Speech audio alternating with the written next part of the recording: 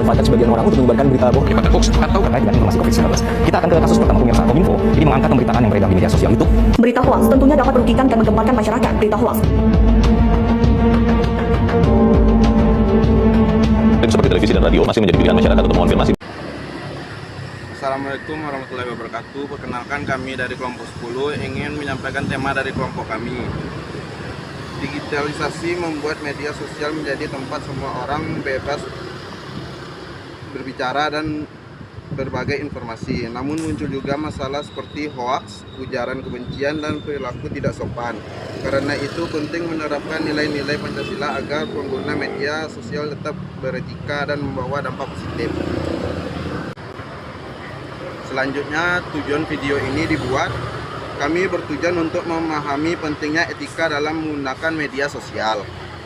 Kita ingin mengenali masalah seperti hoax dan cyberbullying, lalu menerapkan nilai-nilai Pancasila sebagai pedoman perilaku di dunia digital. Dengan begitu kita dapat menjadi pengguna media sosial yang bijak, bertanggung jawab, dan ikut menciptakan lingkungan digital yang aman, positif, dan menghargai.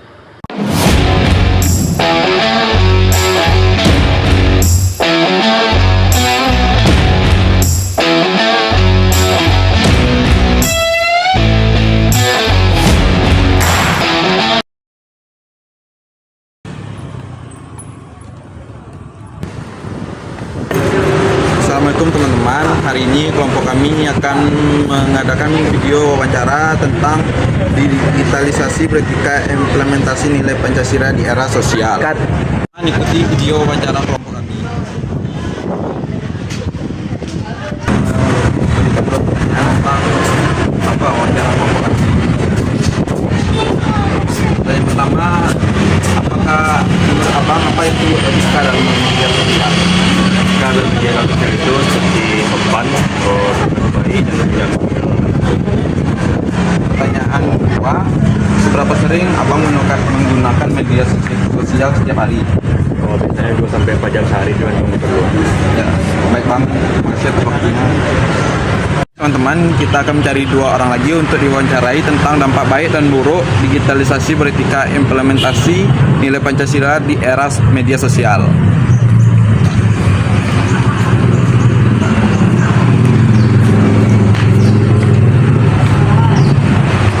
Izin bang, meminta waktunya sebentar. Saya akan memberikan 2 pertanyaan tentang apa dampak digitalisasi implementasi di media sosial. Yang pertama, menurut abang, apa dampak buruk yang paling sering abang lihat di media sosial? Banyak orang yang mudah terpancing emosi dan muncul komentar negatif dan menghina orang lain. Ya. Pertanyaan kedua, apakah abang pernah terpengaruh oleh informasi palsu atau hoax di media sosial? Karena terutama informasinya meyakinkan tapi tidak nyata. Ya. Pertanyaan ketiga, bagaimana menurut abang dampak hoax bagi masyarakat? Orang hoax sangat berdampak negatif dan dapat membuat orang salah paham dan dapat memecah masyarakat. Baik bang, terima kasih atas waktunya. Aku izin bertanya ya. Boleh kak? Apa saja contoh penerapan sila kedua di dunia digital? Sila kedua ya kak. Seperti yang kita ketahui, sila kedua itu merupakan kemanusiaan yang adil dan beradab. Jadi untuk menerapkan kemanusiaan yang adil dan beradab ini di dunia digital, kita tuh bisa menghindari seperti cyberbullying, menghargai perbedaan opini, dan juga menggunakan bahasa yang baik dan juga sopan saat berdiskusi di dunia digital. Kasih ya kak. Sama. Kak izin kak, boleh bertanya? Pertanyaannya, bagaimana sila pertama Pancasila diterapkan di media sosial? Dengan menjaga perilaku yang luhur, tidak menyebarkan hoax, dan menggunakan sosial media secara bertanggung jawab sebagai bentuk moral dan etika yang baik. Kasih ya kak. Teman, selanjutnya kami akan membacakan kesimpulan dari ketiga wawancara yang kami wawancarai tadi. Kesimpulannya yaitu tentang digitalisasi beretika di implementasi nilai Pancasila di era media sosial, menunjukkan bahwa sosial media memiliki dampak positif dan negatif. bagi masyarakat. Media sosial bermanfaat untuk komunikasi, belajar, dan mencari informasi. Namun ada juga dampak buruk seperti hoaks, bullying, ujaran kebencian, dan kecanduan. Baik, dampak positifnya akan dibacakan oleh teman kami. Baiklah teman-teman, selanjutnya dari saya akan menanyakan dampak positif digitalisasi berkait implementasi nilai Pancasila di era media sosial.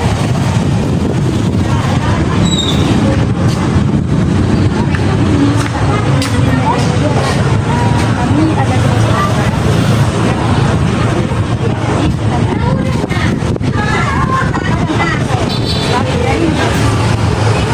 menurut aku media sosial itu dapat memudahkan kita untuk berkomunikasi dan terhubung dengan banyak orang, bahkan dengan orang yang jaraknya jauh seperti kita yang berada di Padang ini dengan orang yang berada di Jakarta. Terima kasih kakak. Jadi pertanyaan selanjutnya yaitu, apakah media sosial membantu Anda, membantu kakak mendapatkan informasi? Ya, karena sangat membantu karena informasi itu cepat diakses. Baik, terima kasih kakak atas waktunya. Terima kasih kak. Baiklah teman-teman, saya akan membacakan kesimpulan dari dampak positif dan negatif materi kami. Dari hasil wawancara ke masyarakat tersebut, kami menyadari pentingnya bersikap bijak dalam berhati-hati saat menggunakan media sosial. Mereka juga setuju bahwa nilai-nilai Pancasila sangat relevan diterapkan di ruang digital, seperti menghargai orang lain, menjaga persatuan, dan menggunakan kata-kata yang baik. Secara keseluruhan, penerapan nilai-nilai Pancasila diperlukan agar media sosial menjadi tempat yang positif, aman dalam bermasyarakat. Dengan etika digital yang baik, kita dapat menjadi warga digital yang bertanggung jawab di era global. Terima kasih.